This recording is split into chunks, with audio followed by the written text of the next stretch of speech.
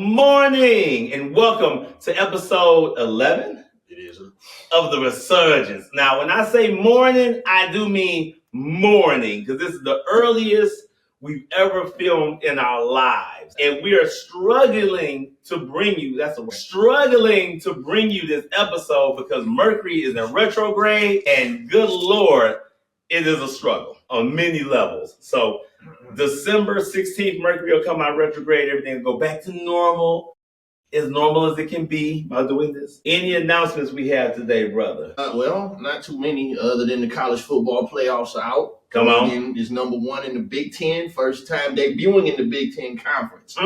Came out as number one, and they contended for the national championship. So that's who I'm actually rooting for right now. The Lions are officially, are they 12-1 now, or are they 11-1? 12-1. Super Bowl bound, baby. Let's get it. You can't beat that. First of all, because you know I was on the field, but I was a little bit late. So when Dan Campbell had called me, he was like, Vito, we need you down here. And I was like, I'm at the store right now, bro. But you know what? For you, Dan, I got you. So I rushed. So hold on, you were supposed to play. Yeah. Because you have a contract with the team. Yeah, of course. Yes. And you told the head coach that you can't come because you at the store. I was at the store. Okay, go ahead. How'd that work out for you, man? So the thing with Dan Campbell is that he's so motivated and passionate that you would do anything for this man. I was like, you know what though? Even though I'm in Kroger's right now, bro, I know you need me on that field. So what I did, bro, I shot to the crib, had me a little something to eat right quick. Then I shot down to the stadium. Yeah. I hit the field, I'm throwing on the uniform, the helmet. All the guys are like overexcited to see me because they know they need me there. You know what I'm saying? They're like, bro. And so then I walk in, right? Right. Jared Goff himself, the quarterback. Yeah, my good friend Jared Goff. He was like, bro, I'm so glad you're here. We couldn't have won this game without you. I was like, you lucky I'm here because I was at the store. I wasn't gonna come, but because Dan Campbell called, I was like, I'll come to the stadium and show out. Right. I hit about what was that? About 3 touchdowns I had, or was it 4? I can't even remember. I don't keep counting. I can't remember either. You know, we watched that whole game too, man. That's the crazy part. But so when you motivated by somebody, and they need you to be there, you usually like take that many breaks in between. Because usually like somebody needs you, you like show up right there. You there like at the start of it for the beginning. You just was like, I know what I bring to this franchise. So I know when I get there, I'm gonna win because we are about championships here in Detroit. And so I know when I come to the stadium, right, and you ain't got to worry about what Jared Goff and them doing. Worry about what I'm doing. You know what I'm talking about? That's my brother. Hey, Detroit Lion. Detroit Lion. Yeah. So I would like to thank everybody for being here. Also shout out the King Chosen. His album is dropping in Cleveland, coming soon on Mo Thug Records. Shout out to the entire Bone Thugs and Harmony family. Shout out to everybody at East 99 in St. Clair. And the people, our crew there, shout out to the entire Outlaw crew, the entire Graceland crew, and everybody. We have a special guest today, brother. As you see, I'm holding the Book of Krypton. The Book of Krypton is our people. So that we got a special guest in the building today. And we bringing y'all this early as I open the chapter 11, verse 1. Ladies and gentlemen, gather round as we embark on this journey, this quest, really. Our guest today is a visionary filmmaker whose work has captivated audiences and been a beacon of light in the cinematic world. See, when I get the book, you like that? Shakespearean. I try to do what I can do. Right. His unique storytelling approach has earned recognition for pushing boundaries and creating unforgettable cinematic experiences. His writing style is truly innovative and could be described, as his fellow high school alum would say, is second to none. Having the opportunity to work with this brother on several projects, I can speak from experience that he is truly a gift of motivating actors to go beyond themselves and fully step into character. To further illustrate that fact, I have likened him to Leonidas on set, a true director, visionary, and inspiration behind the camera and beyond. We bring to you Mr. Randy Holloway. Yes, I was paying attention in English lit class. There he is. What up, brother? Thank you very much. What up, man? Bring it in. This is a huge moment for me. Now, I'm going to tell y'all why this is huge. I'm going to tell y'all why this is huge. I'm going to tell y'all why. So, for those who don't know, this is like a huge reversal of position here, because normally Randy is the one doing the blocking. See, now I have the opportunity. I've been waiting a long time to do this. And now the time is here. What's going on, brother? Man, just enjoying life. How you feeling? Enjoying life as much as I can. I see you out here crispy. That's a nice watch. Yeah. Let me try that boy out, man. Nice little something. Got me once upon a time. Nice little, I can't pull it off, the inscription on the back. Okay. That's all good. I mean, feel free if you want to leave watches. We here. We got time. Defeat the purpose. Yeah. I never knew you'd be an Indian giver, so I just keep stepping with it. Right, you know what I'm saying? Boy, it's crispy. Yes, sir. Brother, we have so many questions to ask you in such a short amount of time. Mm-hmm. We know your schedule is hectic, so we're just going to get into it. Questions from the West Coast. We got questions from Detroit. I'm probably going to start with the West Coast questions. And what you think? We can just roll like that? I'd say roll with it, bro. Okay. Well, I do.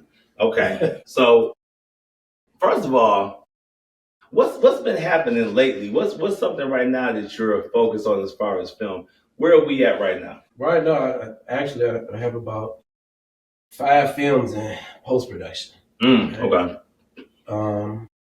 It's one that I'm currently doing a lot of things on right now. Fragile Bonds. I think I had told you about it at one point. Oh, you came? Yeah, you was actually in it. Mm-hmm. You came. So that one. Okay. That's a little different for me. It's the first really film that's centered for me on the LGBTQ community, and it was a real learning experience. I bet. But the story is very, very powerful, and I'm real excited for that to drop. Also, another one, Unrequited Love, is another very powerful drama. For whatever reason, I always do dramas. I like writing them. They come to me quick. Probably take me about 3 days, 4 days tops to write these scripts out. But I think that one, I actually, for Unrequited Love, I wrote 4 scripts for that 9 days. It was I've seen his writing. His writing process is it was crazy. Crazy. And another 6 day that deals with the minimum wage battle, right? Mm-hmm. Everybody trying to get this minimum wage, so it's about a girl trying to raise the minimum wage in America or whatnot. Mm-hmm. And another one that's just about ready for distribution, and I believe it's gone to the distributor, True Colors. The Street Lords, Cheddar Boys in it. I think I'm telling you about it. Street Lord G-Rock 42. Come on, Street Lord. Shout out to the Street Lord Cheddar Boys. Please believe me. Lil Blade, all these cats. They all in a real good movie. Okay. Looks really, really good. Had an opportunity to work with Chris Hayes, my DP. Okay. Extraordinaire guy. I ride with him to the end. So, a few things and getting ready. That's more than a few. That's a few. That's a lot, bro. Some of it, it's that's $10 billion. That's not a lot. There's a few other things, but some things you gotta keep under wraps a little bit. True. You can't. We can't give y'all too much. Now, don't be trying to come on. Some major things happening. So okay. I want to before I even get into the story, I met this brother through another good friend and brother of ours, and this is when I was first starting out. You know what I'm saying? Early in the game. And the thing about this brother here, we became good friends after this, was that filming process was so fun but wild and crazy. The earliest memory I have of working with this brother is we're on set and then it was time to eat. So craft services in the building, it's time to eat. So he's running around, he's eating, but he's filming. And as he's eating, they have pizza. First time I had seen this. So he get a plate, he scrapes all the toppings off the pizza. And I'm like, he's eating the toppings while giving direction. I was like, oh, he's not eating this bread. I was like, he innovative out here. This brother was walking around eating this cheese, vegetables, the pizza bread. I'm looking like he wasting a lot of good bread, though, because I do love some crust and ranch, as we all know. But that was my earliest memory. And then when we were filming, and I actually laid in the snow for this man. It was freezing cold. We're like in the woods. Cold in the woods. Laying there in the snow like this, just waiting for action. That was an amazing time. So that's why for me to be able to direct him now, this is the time right now. Let's go. I'm hyped, man. So we glad to have you on the Resurgence. Thanks for having me. Thank you both of y'all. Thanks, truly. Oh yeah. You know, I'm like you said, I'm always on this side, on your side rather. Mm-hmm. Doing the interviews, asking the questions, celebrities, all that stuff. Mm-hmm. So this is a good warm up for me for this tour I'm getting ready to do on my own. So yeah, I'm ready. Okay, I'm ready. And speaking of celebrities, now you've sat down with the likes of Will Smith, Ice Cube, Brad Pitt, Harrison Ford, Ice-T, Tracy Morgan, Lisa Ray. The celebrities, but a lot of the directors and producers too, Ron Howard, you know, and being able to talk to them and share with them what I'm trying to do and them talking to me, giving me pointers on a lot of things, it really helped shape me and mold me into the filmmaker that I am. So very, very fortunate and very grateful for all those opportunities. Those are huge opportunities. Those are heavy names that you keep cooking out here. So me and my brother, we have questions from the West Coast from you. You want some water, bro? You hold on. Ride these coffee. I do have water available. Not that water. No, are you good? Okay. This is regular water. This is also water. It's a red cup, but it's regular water. Okay. All the way from Las Vegas, Nevada, the fighting city of Las Vegas, Nevada, we have. How did you get started in the industry? What's your story from that point? The beginning. The very beginning. It started, I always tell people, you know, writing is what opened the door for me in this industry.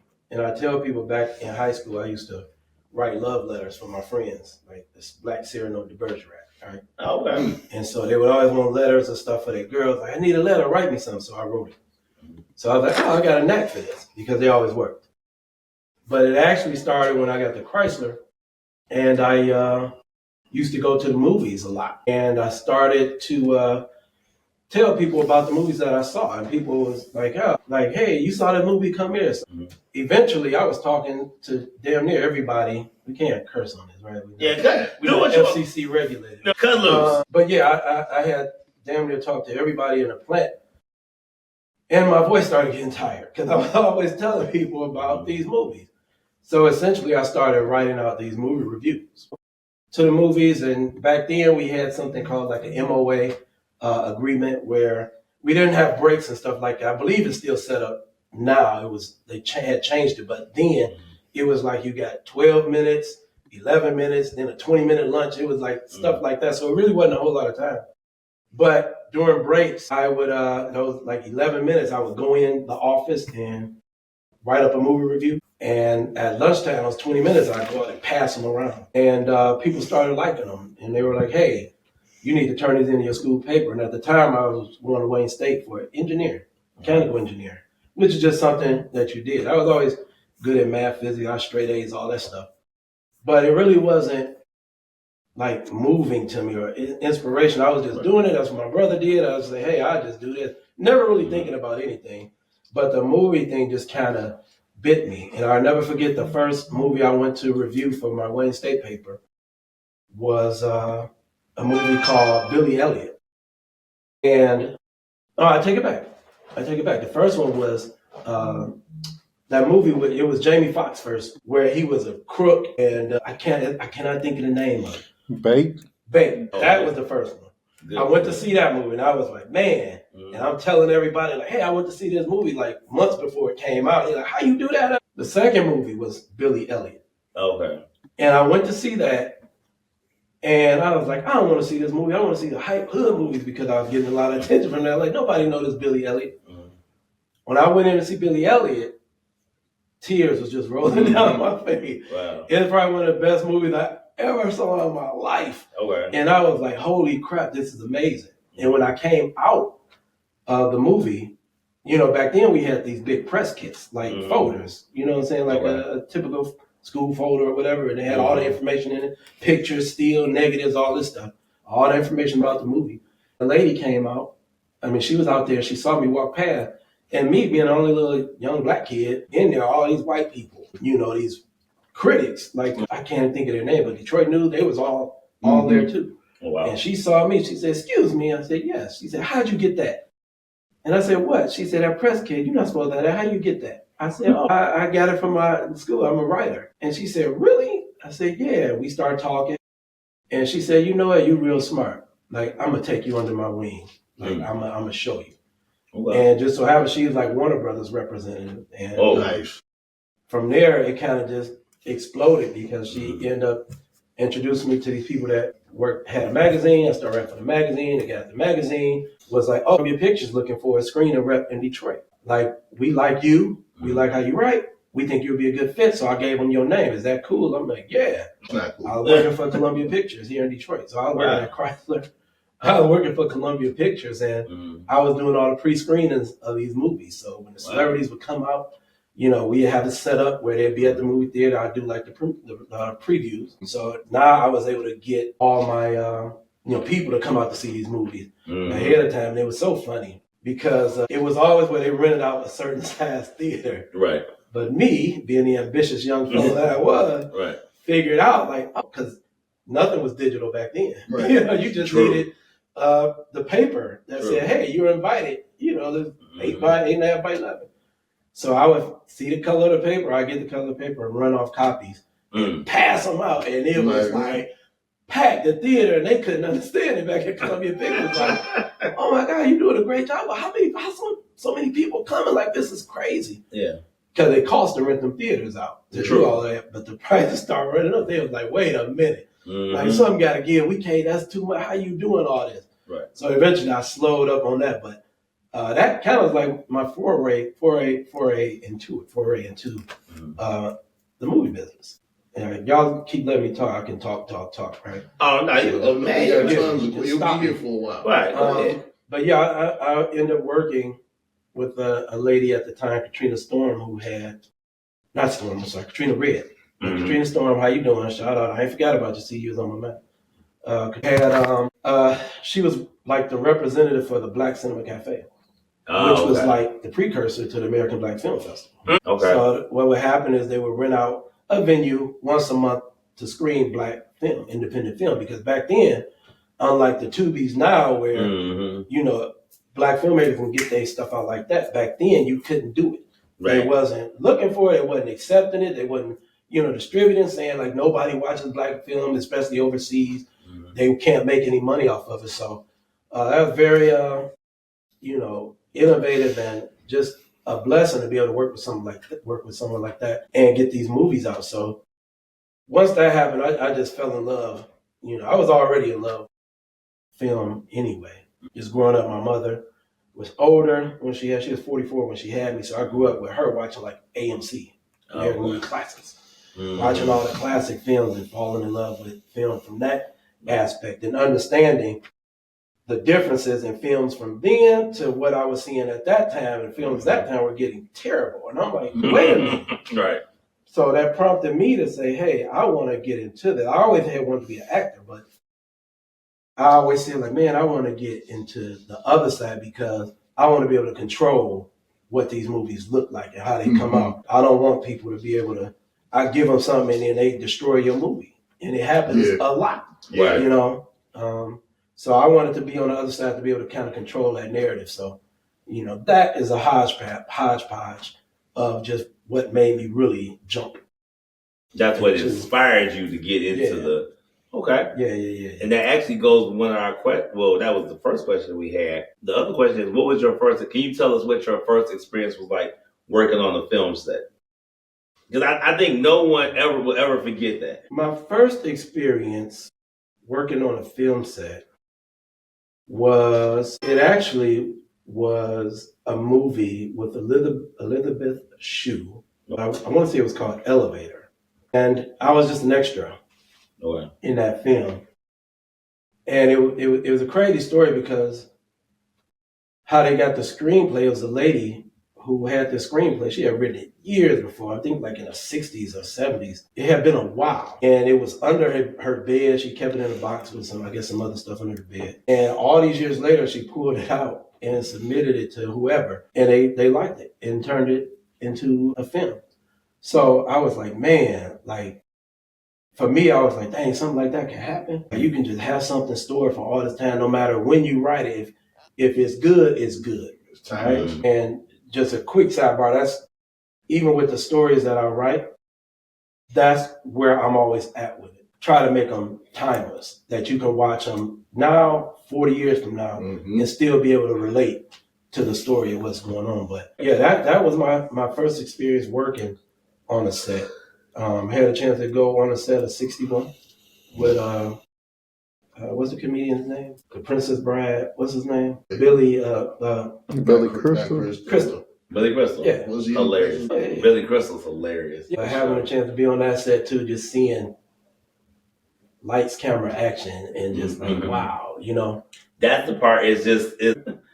I'm not gonna say that I left work early to go. I had got a call. I was like, hey, I gotta go. I was with this man. I had to leave. I was like, hey, I gotta go. Okay.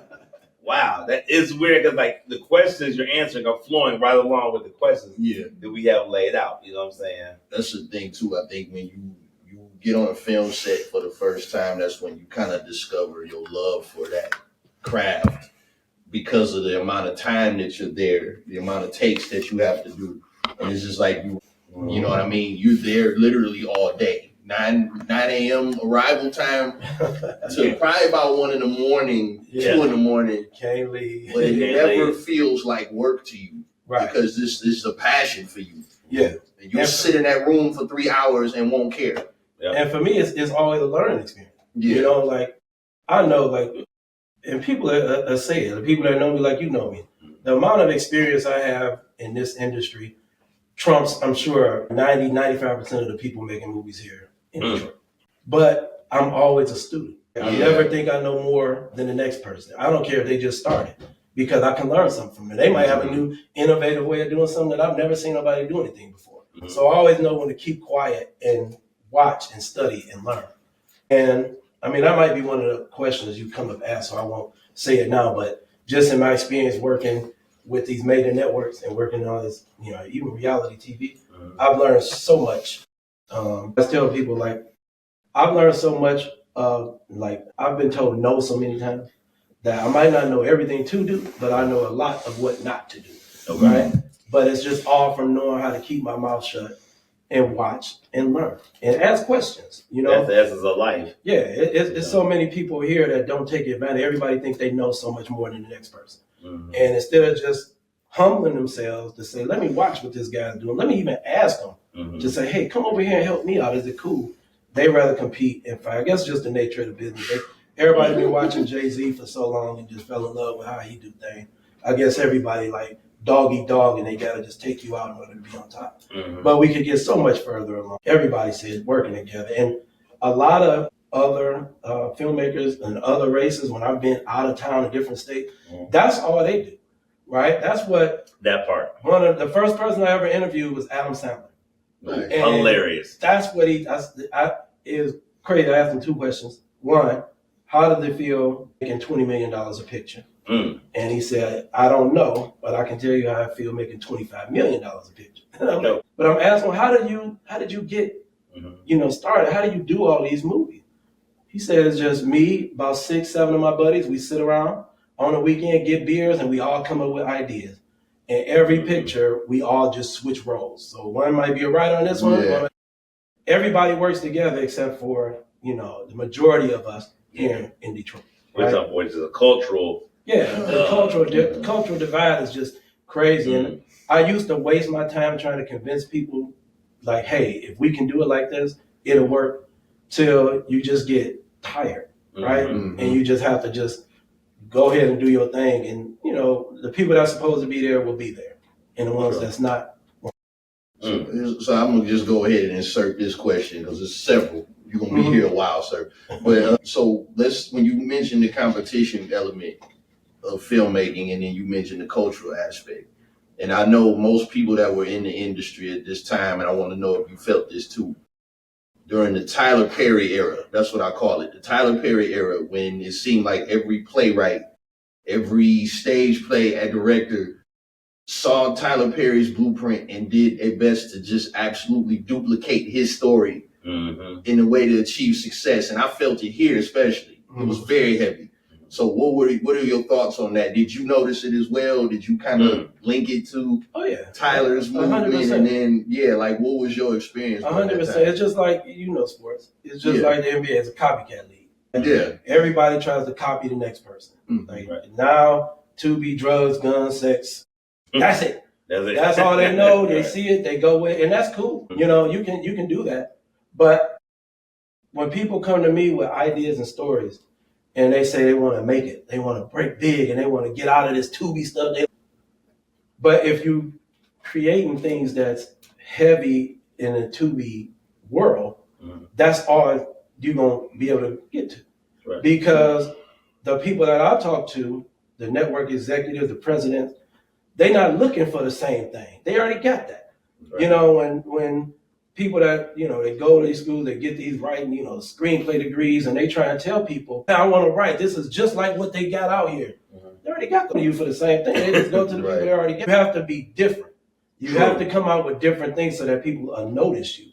Because if you just, the speck in the crowd, you just another face. They're not going to care. So it'll be harder to get out that way. You want to be able to get in front of the person that can say yes. Right? So you want to do things that differ from everybody else and have you stand out. So to go in, and this is my last question. That was actually a huge question you asked, bro. Because your answer actually was a segue into my next question with the genres that we have as Black culture. And it's like you said, we write for the Tubi crowd. We stay within a particular genre of filmmaking, which mostly is crime or drug dealing, drama, things of that sort, which we don't really ever try to vary. And it's like, everybody wants to see that. No, everybody doesn't want to see that. Yeah. So when you mention a film like Billy Elliot, which that's what triggered that question. Like, that was a movie that most of us would not even know to go see. Right. But when you go see a film like that, you get inspired by it to make something totally different. So therefore, you can tell a director, no, this is the kind of, have you seen this movie? No. Well, this is what you need to watch. Then try to write something a little bit outside of your element. Yeah. And then you can get outside of the Tubi thing and get into more of a more broader thing. Like, I love independent films. A good independent film is always like really like the best genres out, honestly. Yeah. But for cultural writing, I think too much of our environment influences really all of it. Music too. So I guess what I would ask you is like, what would be your advice to get the young cats to break free from that? Even though you kind of just said it, but I guess to kind of go expound on it some more. What do you think they should do to get out of that? Like, what are the steps they should take? And again, don't get me wrong. The genres are the genres, right? Robert Scorsese, every Western. So it's not so much just like the genre. Like, hey, if you got a drug movie, a gangster, whatever, that's fine. Do something different with it. Right. Don't just have boys stealing from the big dog and, he's sleeping with his girl and right? Okay. Something that you wouldn't expect. One of the guys I interviewed, and I cannot think of his name, but it was a movie called Kicks. And, I already like that because I love shoes. I got about 400 pairs of shoes, right? Kicks on Netflix. Yeah, I know exactly what you're talking about. And in talking to him, I'm watching this movie, and it's essentially, a young boy gets some Jordans and get beat up, and the Jordans get took from him. He trying to get them back. Okay, typical story. But he interjected within this story this astronaut that just kept coming out of nowhere, right? And every time the boy, something would happen, he would see this astronaut, and the astronaut was like saving a full suit on, everything. And I was asking him, like what is that? To make this street film, then they fighting, getting beat up, chased, you going to get the gun, go get his shoes back, all this stuff. But this fantastical story, and he was just saying he felt that was like how the young boy was able to cope and to deal with his trauma, you know, to see it visually on the screen. Essentially, I forget verbatim, you know, what he said, but I just thought like, wow, that was different. Yeah. And that even for me as a filmmaker, I'm looking like, wow, you know, push the limits, stretch the limits. Don't just keep it. Don't stay in the box. A box. Yeah. You know? Yeah. So, and what's weird for me, just to piggyback off what my brother said, is being from Detroit, which, you know, this is Motown. So, like, you know, Motor City, I just don't know why we're so locked in trying to cookie cut. Because we're like a different type of city. You know, they say you tell a Detroit cat from anywhere in the world. Like, he's from Detroit. Yeah. So I don't know why people are trying to get locked into that particular box right now. That's real. I think instead of trying something different. And I think that's the part too, is that we don't, because it's like you said, that element of Detroit is there. Like, we're not a monolith. We make ourselves one. True. Because of the social norm for Detroit is to be gangster, be hood, be from 7 Mile, be from Joy Road. This is what we lock ourselves into, man. There's so many facets to Detroit talent. It's crazy. Like, you go to Hollywood, it's so many people from here. Not just from Detroit, but from Michigan, period. And I had a guy tell me that he said, you realize the reason why, since we talk about retrograde, he said the reason why many Michigan people are so talented and inspired is because we're surrounded by water. We are stimulated by this water to create. True. You know what I'm saying? Me and him met at high school. Didn't even really know. Well, I'm sorry. I was, and I forgot the time travel. But somehow we somehow met, though. Some time space continuum. It's like a time space continuum. I don't want to get too deep into it, but just know that possibly we can time travel. Yeah. You know, a lot of people know, some people don't. I've done it myself. You know what I'm saying? So, you know, he was in high school and then somehow. And he was somewhere in the universe. But the thing was, like, funny, that's one of the movies. Amazing. Amazing. Right. But no, I agree with that, though. There's so many facets to Detroit and so many things that we have going on here. So it's like, for the filmmakers to kind of see that, tap into it, and expand on that and make it where it's not the typical run-of-the-mill thing. Like, you can have a movie on Tubi, which if you don't, it can be that same genre, but like you said, it's done in a certain way. It's a different type of element. There's things in it that stretch the paradigm a bit. So now you have a movie that is doing very well because it's not your typical run-of-the-mill. You reach a different audience. You know, you're able to tap in to a different audience. And again, don't get me wrong. You know, we all got to eat, right? Yeah. We all got to make money. So, you know, you may find yourself doing things that's not your end goal, but, you know, you're doing things to survive. But you definitely, if you can just flip it on his head. Yeah, man. Just flip it on his head. It'll change everything. And again, I, you know, working with my partner on this new film is Fragile Bonds, Ryan, and just going through, again, that LGBTQ community, this film is so different, so powerful. And I guess, again, there's only so many things you can go through in life as just a human being. Right. So a lot of things will overlap, but just understanding the complexities of more than just, you know, that's my baby mama, I caught you cheating. Like, man, you know what I'm saying? Like, it's so much more to touch on it, and so much that do overlap that you never think would overlap, but it will have you thinking and have you feeling something different. And sometimes even just having you look at just your life and your situation. Again, this particular film, this Fragile Bonds, is something that is deep. Yeah. It make you think and make you look at people around you like, dang, like, is this happening? Could that be the issue? So, but yeah, you know, just stretch it a little, you know, just a little bit more. These brothers on here cooking. And I also want to say this, not to change the trajectory. Now, y'all heard them, and I'm going to phone and YouTube. Y'all heard them mention shoes. I don't even, let me get the bottles. I'm going to pop a bottle for this, for both of them. Y'all don't want none of this. Now, I done had people come up to me, oh, I got this too. I'm like, let me stop you right there. I'm like, let me just because I know two individuals and I'm sitting next to these two individuals, I might as well be sitting next to Foot Locker or Sibley's or something. I ain't know he was old enough to I read about Sibley's. Yeah. I read about Sibley's, bro. That's time machines. I read about Sibley's.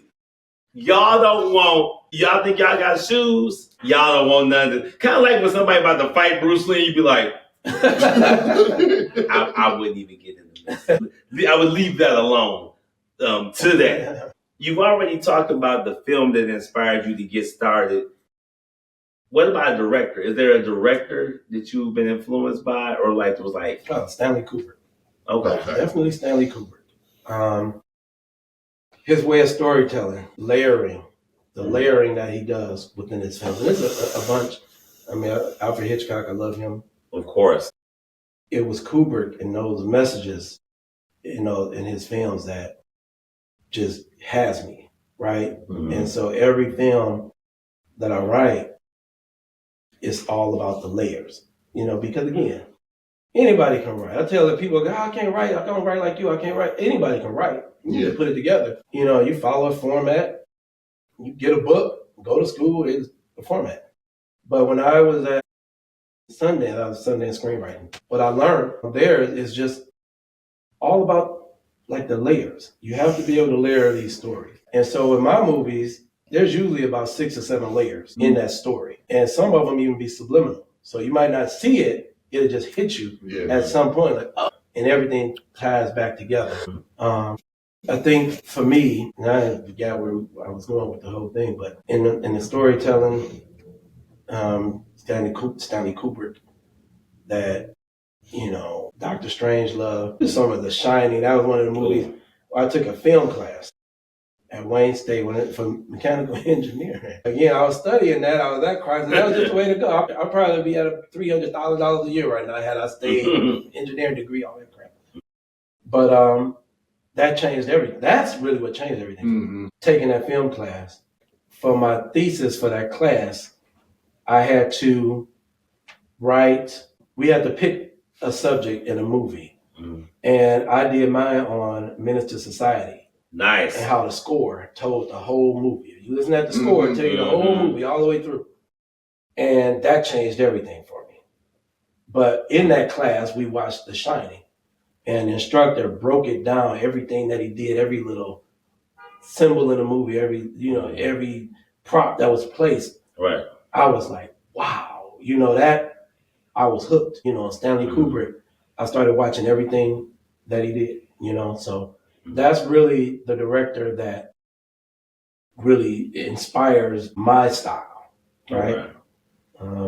To write the way I write and direct the way I don't say direct, but definitely write the way that I write.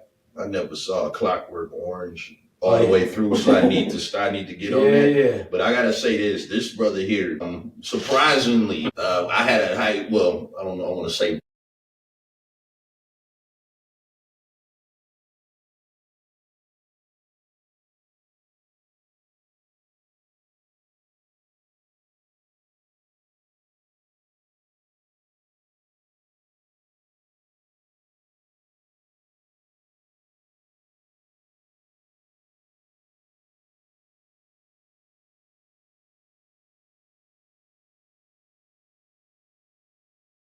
Much tapped into it where he said, you've all had this in your minds, you just never tapped into it.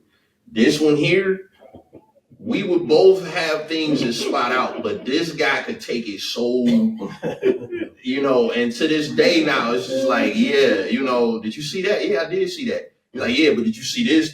Then I was like, I did see that, I didn't see that, so now I gotta watch that part again. Mm-hmm. See, we kind of talked about it beforehand, but that's how me and him differ on these movies. Are we about to go there? He sees something, and then I see it like, but wait, no, this because of this. Take it down to a mouse running across the screen. Like, the mouse shouldn't have been there. Like, but he'll see that mouse, and it'll be symbolic, and you'll be like, yeah, that does, because they put it in. So it is there, but I do think that's part of it, though. That's interesting, is that you guys can have those dialogues, but you see that makes y'all students of the craft. And that's what I think a lot of people are lacking too. Like you said, they got to eat.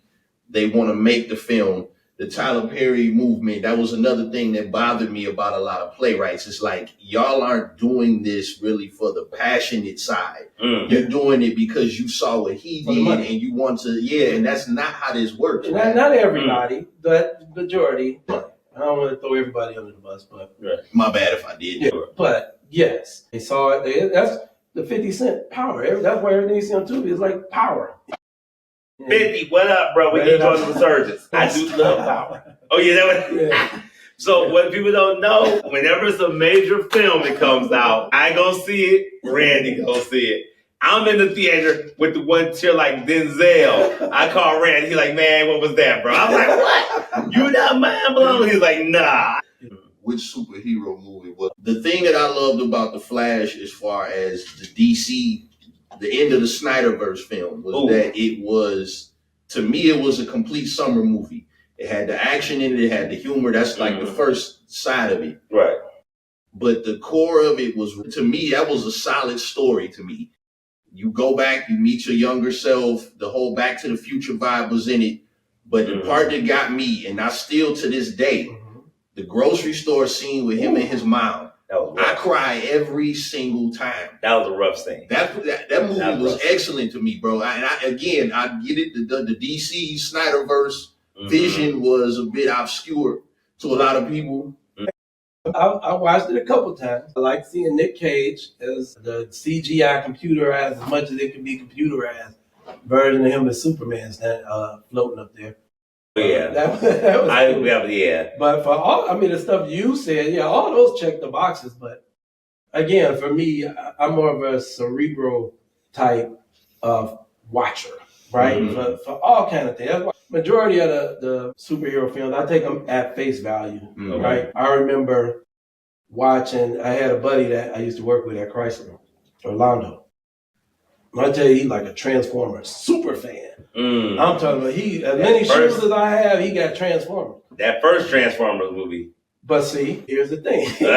We both realized when we first saw it, it was like, your child who you see, oh my God. Yeah. From the jump, I didn't like the design of them. From the jump, I didn't like the sound they made. I wanted it to be like it was, right? But aside from that, you seeing them up there, you go crazy. About 3 days later, you start thinking about the story. I'm like, this story was stupid. Like, wait a minute. The story was stupid. Like, no, that was dumb. And then you go back, and it just didn't make sense. And Shia LaBeouf, he got on from it. It was dumb to him, right? It made money. A lot of things make money, and that's what rules the world, right? Yeah. So as long as they make money, no matter, it don't have to make sense for people. They tell me go see an art film, right? Go to the main art, or what used to be. Go there and watch a movie.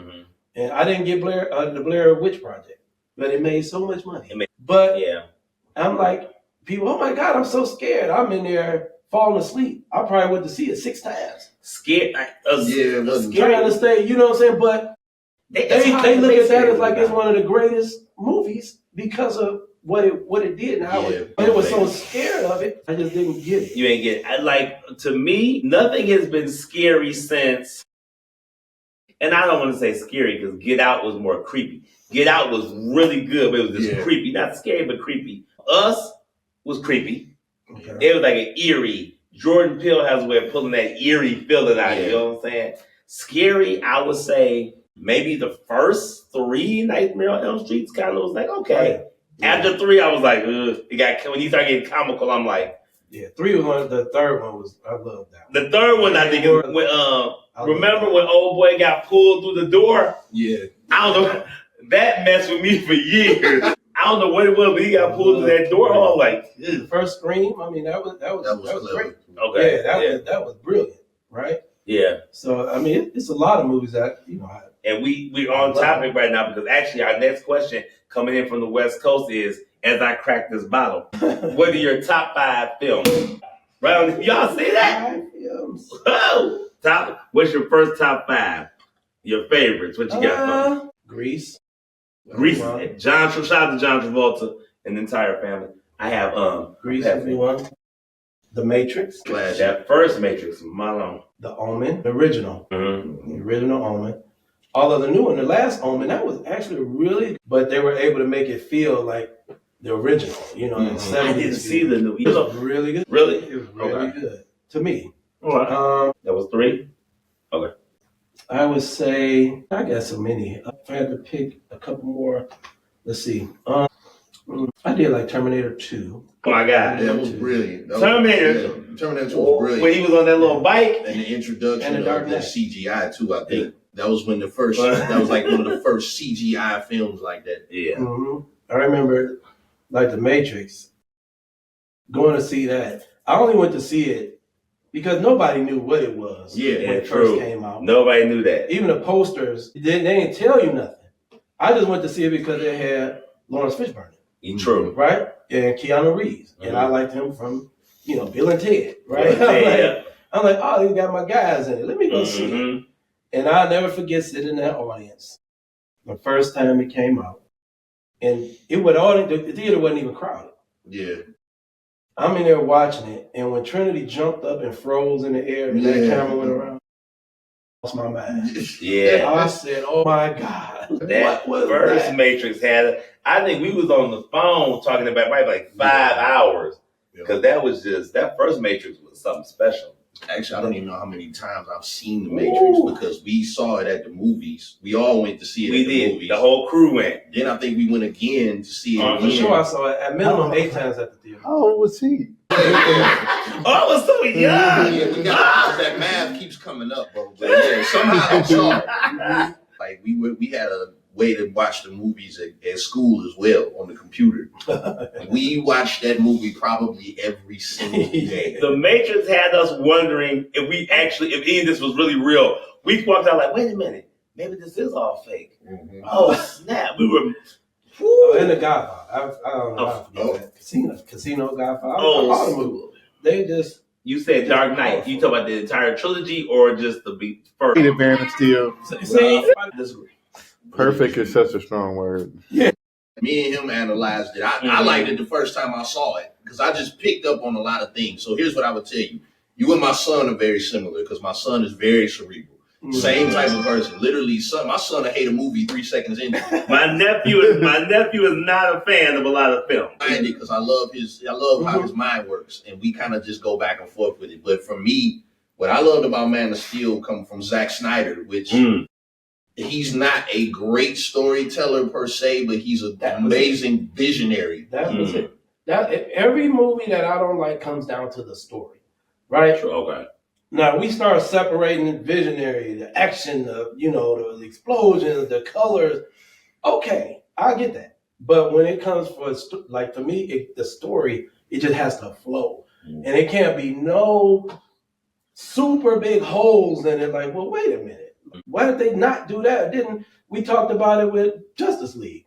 Right? Which Justice League are we talking about? Yeah, I don't care which one. No, not the one in the theater. The Snyder cut. I know it's 4 hours, people. But that was he had the black suit on. Snyder cut was off. Hold on. But the whole what was the main thing I told you about with that made absolutely no sense.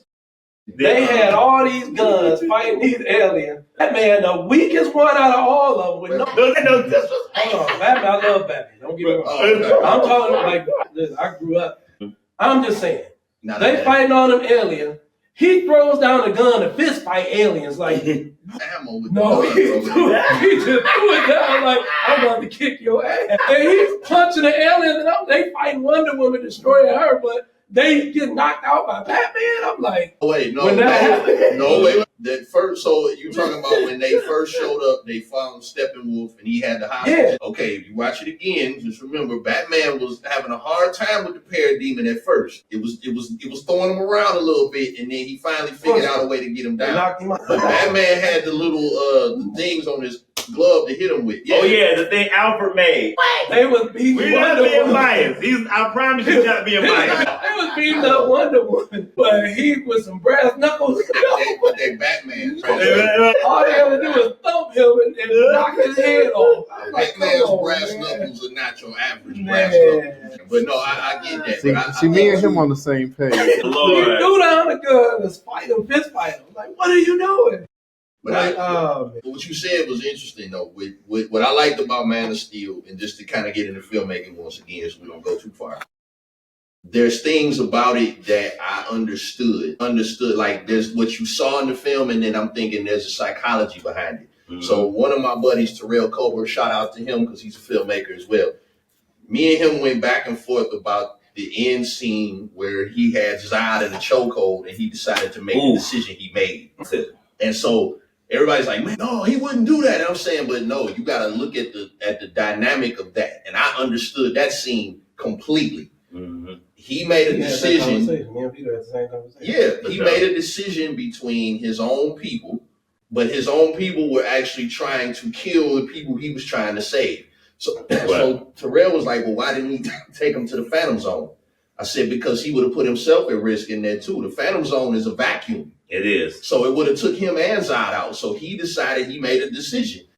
I got to kill Zod. I'm not a killer. I don't want to be one. But in this case, right now, in this instance, I have to do this. If you love these people so much, he was like, stop Zod. So, but herein lies the problem with that.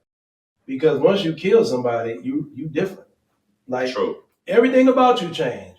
So everything he stood for before that is out the window, and it means absolutely nothing. Which means he would just go on and keep killing again and killing again. It wouldn't be no reason for him not to. He did have on the black suit in Justice League. Black suit for me did it. Yeah. 1 hour. We had that. Okay. The black suit, we got our sponsors coming in. Shout out to all our sponsors. The black suit for me was just a moment. I am a fan of black suit. But I think but there's a redemption story as well, though. True. You see what I'm saying? Like, yes, you can kill somebody and it can change your art, but you can make the decision to not kill again. That is possible. You might be marked as a killer. You know what I'm saying? But as you go further, I don't know how we didn't change the Man of Steel completely. We're not biased. It's the DC household. But that for me was like, I don't like how, and call me what they call them, not historian, but the people that just like the stuff to be the way it is. If that's the story, that's the story. If you want to create a killer Superman, do the Invincible like they did, which is a great show. But Superman, having him killed, that's just been his whole thing throughout his whole existence. To not do. Superman does not kill. And Zack Snyder and I'm gonna make it different, right? I'm gonna do it. It reminds me of the story of Kevin Smith when he was trying to write the Superman movie. I don't know if you ever saw his documentary, but he was talking about it. And he was like, he took it, he wrote this thing, he gave it to one of the lower level people, Warner Brothers. They say, man, like, okay, my boss needs to see this. So gave it to the boss. A week later, they called him. Boss like, hey, I love you. You got to meet the next guy. Right. Got all the way. They kept going back. He's like, holy shit, they really like this story. All the way up to the head of Warner Brothers at the time. And he said, we like the story, but you know what? I want to do it, but we're going to get rid of this Superman cape. The cape is gay. Like, let's get rid of the cape. Oh, you can't. We got like, what? Like, the cape? That's Superman cape? Right. We're going to get rid of that. And like, him wearing, it was like what he was wearing, like that needed to change. And like, he needed to fight like a big spider. Like, he's like, no, that's a whole different guy. So that's what it was. Yeah. And he said, and you know what the spider ended up? Wild Wild West. Wild right? West. Because like, yeah, it did. Just stick with the story and improve from there. But even if you, again, step out of the box and make it a little different, you changing the nature of who he is. You to kill somebody, and I'm not speaking from experience, to go to cross that line to kill somebody, the killers will tell you that's a line you can never go back to. Right. So that changed the whole scope of who Superman was for me. And I was like, I thought, again, for me, it just pushed it to look sweet on to get the ring, like, yeah, kill him for us. But Superman wouldn't kill him. He just wouldn't kill nobody. Like, and that's why this new, with David Cornsweet being the new Superman and the new direction they're going in, I'm really waiting to see what this is going to be like. This is going to be a huge. Me and Randy are going to be on the phone for 2 hours after this. No, 2 hours after this film, we're going to be on the phone. What? For the people out there, and thank you for tuning in, if we could see one of your films, which one would you recommend and why? Oh, I think I kind of know the answer to this. I'm not going to say that. I'm going to let me answer that. It would be Bianca. Ooh. Who did this to you? Ooh, I gotta piggyback Just because of the subject matter. on that. That was heavy. That film dealt with child molestation, physical abuse, and it was just one of those films that really changed a lot for me and my partners on that film, Eric Grimes and Shayna Ortiz.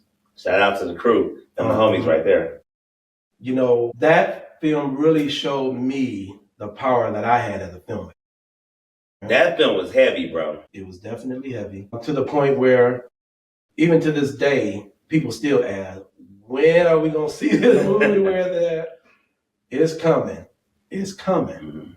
I know it should have been out, but I did submit. They recommended just a couple of things that needed to be changed. I was making those changes to send it back. So it's coming. But when people saw that film, for them to open up afterwards and talk about their experiences, a lot of people who had never shared that they had been molested, was just something like, holy crap. Right. People of all walks of life, all races, were just like, this movie, they would always ask, why didn't you make this in Hollywood? This needed to be a Hollywood movie so that more people would see it, you know? And I just felt it was just time to do it then. And I had to go with what I went with. Because even Eric kept saying, like, man, no, let's wait. Don't do it. But again, you're in an independent movie scene. You know how hard it is to get a black film made, especially back then. You know, even to this day, A-list black actors are like, they won't give me money to make my film. I got to do it. You know, it was just harder to do it. You know, especially being in Detroit, being an unknown in Detroit.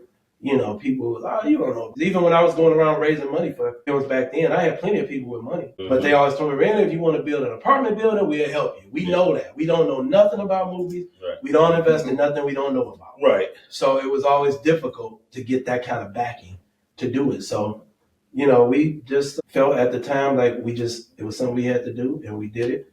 And it's still, to this day, I hold that movie up to any movie that's coming out of Detroit to this day.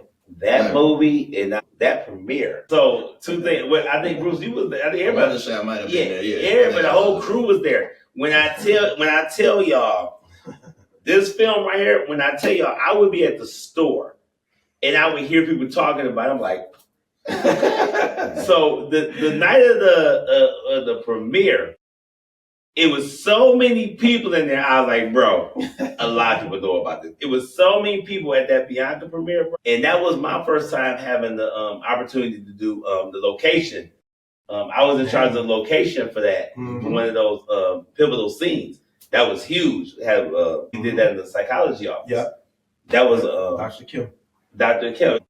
Got to meet with her, chop it up with her, and I told her about the story. She was instantly like, yes, let's go.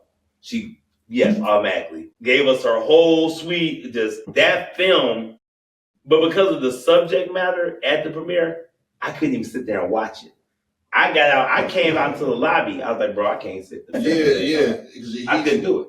I could not do it. And we lost actually one of the main actors. Yeah. From that project. It was so heavy. I was like, I can't sit in here, bro. I can't sit here and watch it. But it showed you how deep of a film it was, because that's a reality that is happening in the community, even though people talk about, and I'm not going to say names for licensing issues, but you talk about celebrities doing certain things.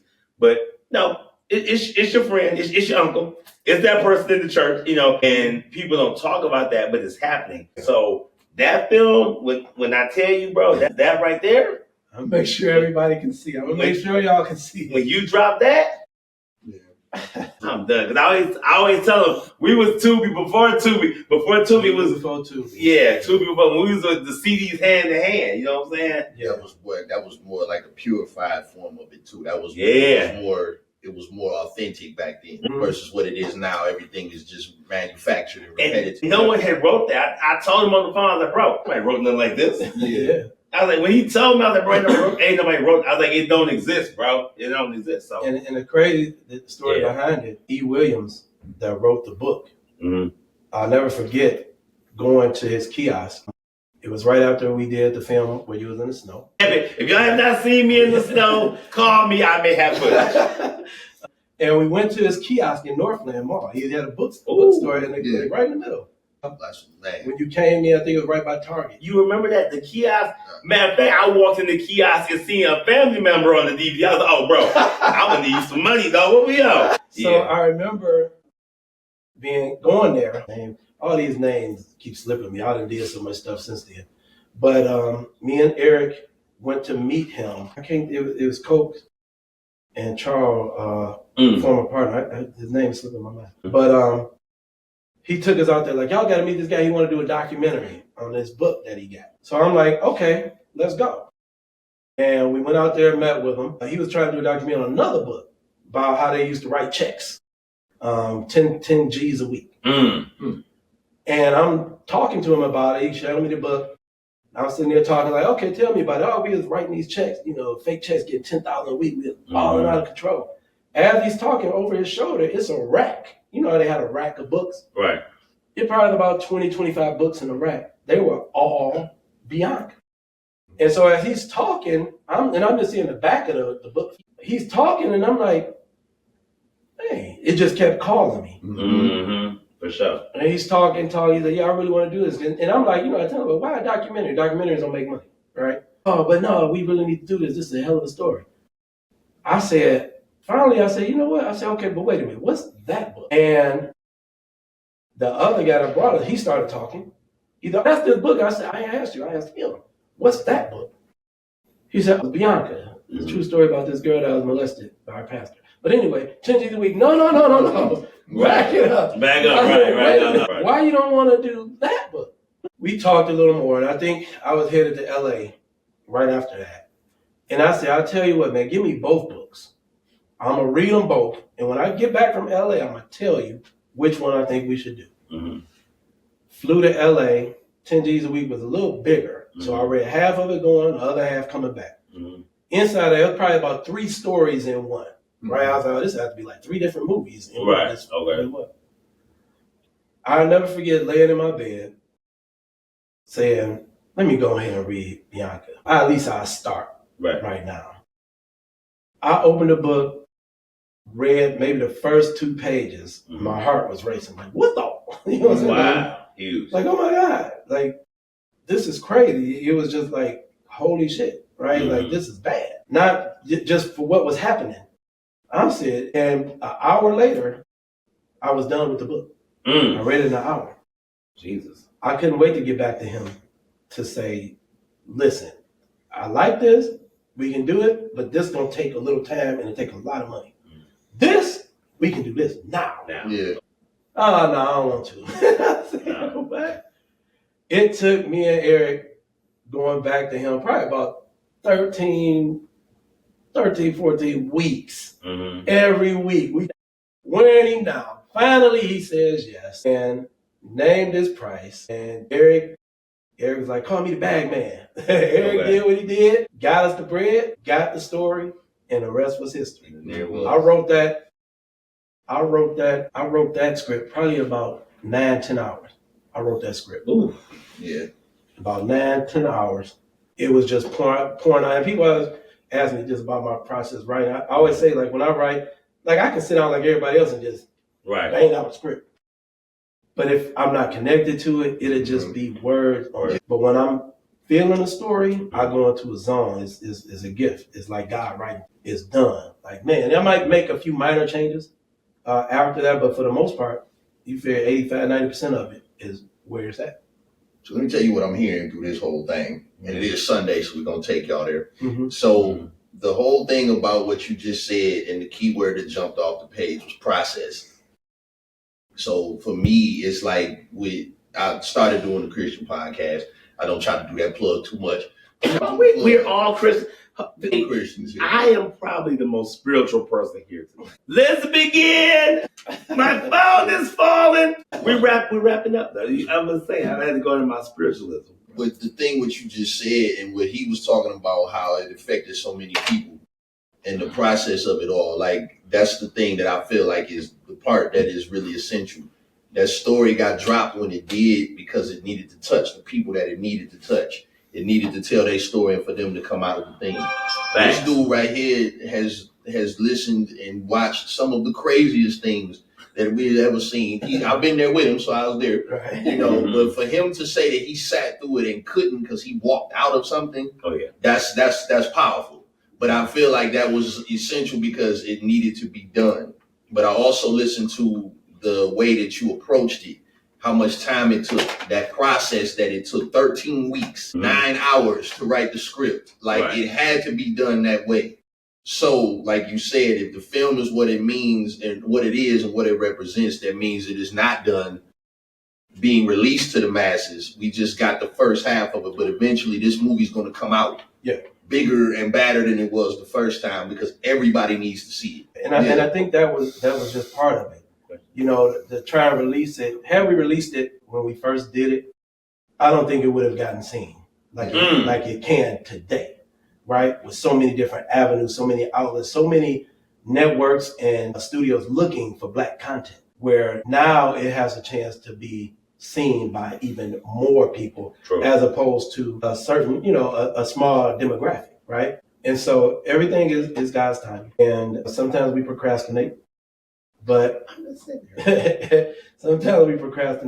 that's probably part of the process and plan too, right? Yeah. So it's coming. It's coming. And just to hear, especially Vito, talk about it, and the fact that was a decade ago. Ooh. Just for him to still remember that feeling from a decade ago, as if it just happened. She was like, how old? I was so young. What was 16? Right about 16, y'all. Yeah.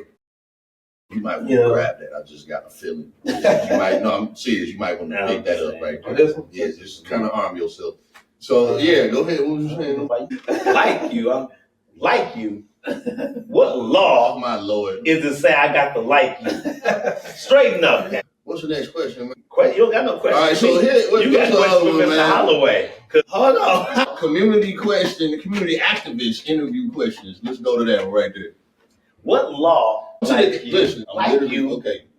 Every morning I get up, I go out here and break my back for these crackers. You fill your belly with my food. You sleep on my bed clothes because you're my best friend. I owe responsibility to you. Not because I like you. Come every Tuesday. They don't pay me because they like me. They pay me because they owe me. Don't you ever get confused with somebody liking you, posing them doing right by you. You need to go down to the AMP. What are you talking about?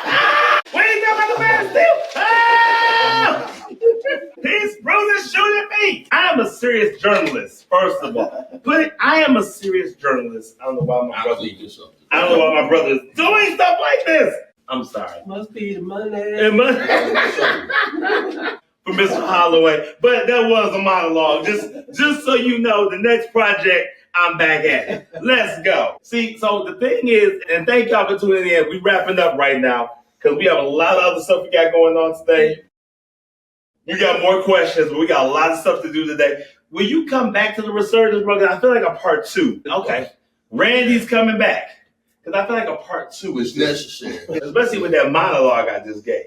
That was a whole monologue. That was a whole thing. That was out of nowhere. Just let me plug on this first one. Okay. I got a podcast coming too.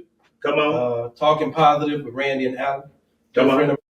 We're just talking to everyday people about things they had to overcome and using the power of positivity to overcome it. So we probably filmed about 7 episodes so far. So it's getting ready to drop. We'll let y'all know all the details. By the time I come back, I'll tell y'all what it looks. But yeah, it's been a lot of fun, a lot of interesting, cool people we've been talking to. So let me ask you a question. Rodney's going, first of all, Rodney's about to have amazing food. First of all, he's quiet, but he's about to have amazing food. We got to let Rodney get out of here because I don't want no static with the people. You know what I'm saying? That cooked, didn't it? Before you go though, and thank you for coming back and thank you for being here, but before you go, bro, I see the beard is crispy though. Who your barber for your show, dog? Really? You know it's interesting because I also am a barber amongst other things involving cattle rustling for the Michigan Livestock Association. But I'm here today because it's Sunday, and before we go, when last time you had a haircut, bro? Man, probably I was about 12 years old.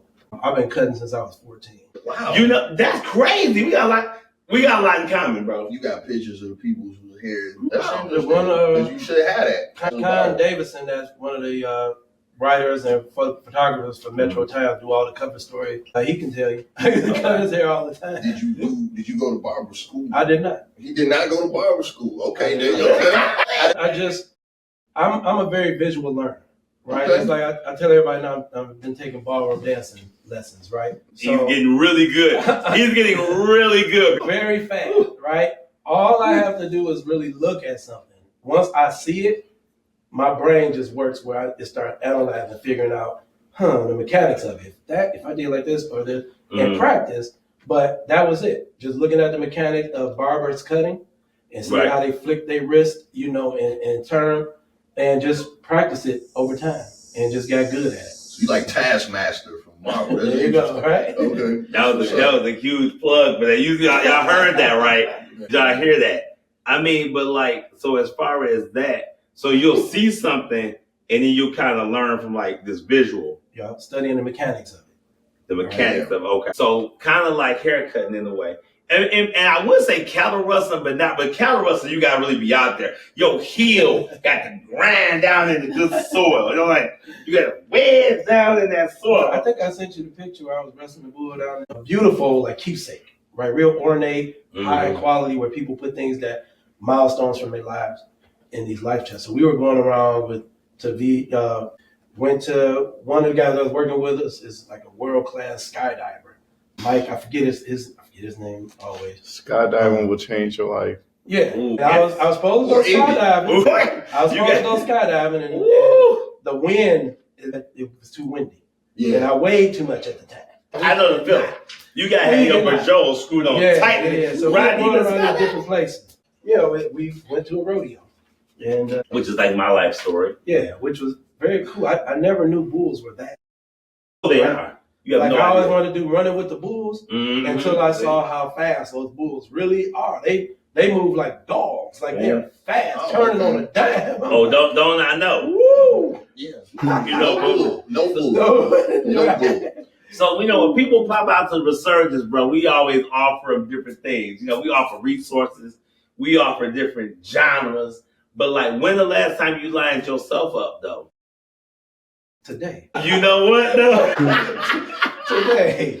But you ever like line yourself up and be like, dang, I missed the spot, or like, let me go. I have. So that being said, bro, I see, because you crispy, but I'm a barber. I feel like I can actually aid and help you out with some things, but like, I have my own. Like, you in the resurgence, dog. Tune in, I'm about to cut Randy's hair. Tune in now before Randy leaves. We offer haircuts on the resurgence. Like, do you believe I can cut your hair? Because it's about belief. Well, I don't have any. But no, the beard, I'm gonna line the beard, bro. That's my brother. It's a time. A time has been had. Appreciate it. We greatly appreciate it, brother. Shout out to all our viewers on the West Coast, Las Vegas, Nevada. We coming back soon. You know I love you with a passion. Wilberforce University, Wayne State University, Georgia, Atlanta has checked in. Cleveland, Ohio is current. Shout out to Mo Thugs Records, the entire Bone Thugs and Harmony family. Kane is here. King Chosen is actually watching right now. We are shouting out your album. We need you on the resurgence. Bring all the Bone too. We'll just have a time in here. It'll be crazy. And I'm going. If you bring Bone, I'm going to write 16. No, don't bring it with no Ouija board. But I'm writing 16. Woo! While Mercury is in retrograde, which is hard to do. Mercury in retrograde has been very challenging. But if you wondered why you're having a difficult time in your life, that's why, because Mercury's in retrograde to December 15th. So you should give them a further explanation of what that means. Is that you're condensed? Well, it's basically what it is. It's the shifting of like the moon and the sun and the ocean, and because we're basically made up of water. We are made up of water. So when that ocean started shifting, people like driving yesterday was crazy. Shout out to my brother Bishop. He's also in the building. So Randy's got a gun. Randy's got a gun. Sing the song. People driving yesterday was insane. They were breaking rules, crossing lanes. So be careful if you out there driving around in retrograde. Try your best to be calm and just, it'll be over on the 15th. So, Man. Brother Holloway. Yes, sir. Listen, we're ready to pop in the next project. So whenever you're ready for us, you ready? Okay, me and Bruce gonna come through there. We don't need no script. We're gonna freestyle the whole thing. Years. Woo. So it's really just like, just give me the script. I got you. Yeah. Woo. Right. Yeah, was done. I'm gonna ask. I got a good one on the flow. So Do you? Okay. Because when I first worked with Randy, the thing about like a good director is they make you feel like comfortable, like you trust them. Yeah. So when I was laying in the snow in the woods, I was like, I wouldn't be laying out here for nobody else. He was like Dan Campbell. He was like, Randy's like an angel on your shoulder. And when I left work to be on the project, and I was like, hey, I gotta go. And I walked in, and it was people moving, and it was a lot going on. Shout out to that entire camp. Remember when I came through with the fur? Yeah. Oh, I came in. Shout out to Dietrich's Furs of Detroit, which is a staple. They gave me, would that coat $30,000? They gave me a $30,000 coat. Didn't know me from Adam. I told them, I was like, my dad used to be over here doing business with y'all. They gave me a $30,000 coat for the sitcom we were shooting. Didn't know me from a can of paint. They let me walk out there with a $30,000 coat. And we did bring the coat back, but that was an epic time. We had a lot of time. We've done a lot. I know we gotta go, but we've been around for a minute. My tree runs long in the city. A lot of people won't talk about it. I gave a lot of people they start. All these Tubi favorites that y'all love so much, they all started with projects that I did. So Facts. A lot of people don't talk about that, but I've been around for a minute, But we've done a lot. We've touched a lot of people and helped a lot of people, and just looking to do more forward. Yeah. Keep opening doors and providing opportunities for people that wouldn't get them nowhere else or anywhere else. So I'm saying. And to close out, I think that push, especially when you were in there really starting that initiative, I think that gave birth to the whole Detroit Tubi movement. You know what I'm saying? That was really the springboard to that. So yeah, I appreciate that. Shout out to you. I try to stay very humble. Yeah. And again, very appreciative, because for me to be as crazy as I am, to leave Christ, or leave a job where my friends now making $130,000, $140,000 doing nothing, to walk away from that to do this crazy stuff. Yeah. I wouldn't have been able to do it without the support of a lot of people that believe in me. That's a gift, bro. It's a gift from God. I appreciate everybody, all y'all, especially you. You've always been at Vito.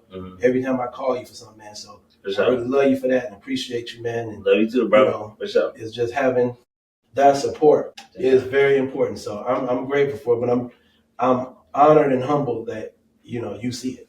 Y'all both see it. Oh yeah. You didn't really know me at first. You knew Vito, and I'm sure he might have mentioned my name. But I'm glad that the contributions that you make, everybody want to be able to make some kind of contribution. Who cares? Like Mike Tyson would say, who cares about legacy? Right. Like, you die, you gone, you dead. You ain't gonna think about your legacy. But to be able to have your contribution recognized while you're still around, that means a lot. So I appreciate y'all. Yeah. I appreciate you, brother. Having me on the show. Oh, for sure. We appreciate you being here, man. It's been epic. And last question, because I know we got to go. What are your Detroit artists or directors that you would like to work with? You wanted to shout something out right now. Besides us. Cause we ready. You ready? Besides us. Like talent? Oh, yeah. Yeah, about maybe directors or maybe directors or actors that you probably have noticed, or you just want to shout out something if you want to. It's crazy, man. I'm always seeing people, and I look at it's less about the talent, right? For me, because like Vito said, if I get you, I'm gonna bring out the best of you for what's needed in that moment. And if you're open to it, I can help take you to the level that you want to get to. So it's less about talent for me. I'm always looking at people and seeing their just who they are, like how they look. And in my mind, it'll pop like, oh man, they might be great. Now, I've gotten hit on the head a few times in Hollywood showing them stuff. The story is great, the writing is great, but the acting is horrible. Like, you can't do this if you want to be here on this level. Right. So you have to start tapping into talent that can handle that. Mhm. So while I say I'm not so hell bent on talent, you have to be able to have something to be molded. You gotta be And if you comfortable. don't have it yet, I'm all for working with you, putting you in just to get your feet wet, to get acclimated to it, and so you can grow and get to that point where not just me, but the other talented directors and everybody that's doing. There's so many, man. I shout out everybody. You know what I'm saying? I shout out everybody that's doing their thing and just having fun with it. So, but yeah. So shout out Detroit, everybody. I love all y'all. I don't hate nobody. If you ever hear me say I hate nobody, a few hates come my way for whatever reason. There it is. Y'all heard it here first on the Resurgence. Y'all heard it. Look forward to seeing my brother in the next project. What? Y'all. Oh, what it do though? Please believe me. Detroit, we love you. Believe that. The money's there. Randy Holloway is on the show. Randy Holloway Entertainment. Follow him. Look him up. Let's go. Thank y'all for tuning into Resurgence. Enjoy your day. It's early. We got tons of time left of the day. So now I don't know what I'm about to do. I might end up at Lee's. I might be at Lee's Chicken. God. Thank y'all for coming out. We love y'all. Appreciate you. Episode 11.